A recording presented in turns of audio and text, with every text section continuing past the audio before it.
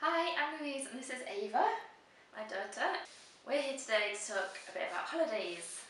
So it's a new year now and lots of people will be starting to think about their summer holidays and trying to get rid of the January blues and planning something nice in the future when we're all feeling a bit down after Christmas and the weather's a bit cold and rubbish. So we're working with Villa Plus, who have been around for 30 years and they have a huge range of villas in lots of different places. So we're just going to have a little chat today about what we look for in a holiday and the differences between what Ava looks for and what I look for. We're actually going on a villa holiday later this year towards summer, and there's going to be quite a few of us at different ages.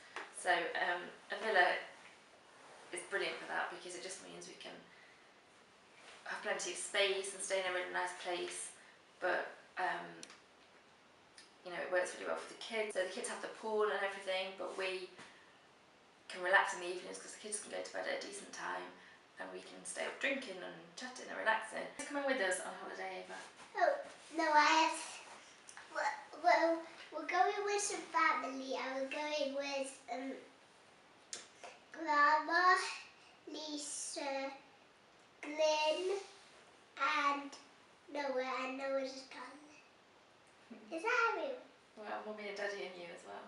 And my mummy and Daddy and Ava. Yes. And my two horses. So basically, and my baby. And his mum and dad and grandma. So what are you looking for on a holiday? Swimming with Noah at the pool. Yeah, the pool at our villa. That'd be really nice, wouldn't it? What about lots and lots of ice cream? Wait, is there going to be ice cream? Yeah. Yeah, me and Noah are excited Can you sit down? to have ice cream. I'm excited to have ice cream. I bet you are. So I'm just looking forward to a really relaxing time having the villa so we can just go out some evenings but have lots of time. We can just relax. We can just relax. Yeah, we can go out the odd night but generally staying in the evenings. Yeah, the kids can go out. Sometimes go out for a meal. They wouldn't even at night time. No, I don't think so.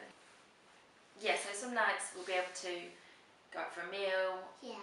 We'll go out probably for a couple of nights, but then we can just go back to the villa and relax there for a bit. Get the kiddies to bed. No. As early as possible. No, we're gonna stay full night. All night. Yeah, me and Noah I we're gonna sleep in the pool.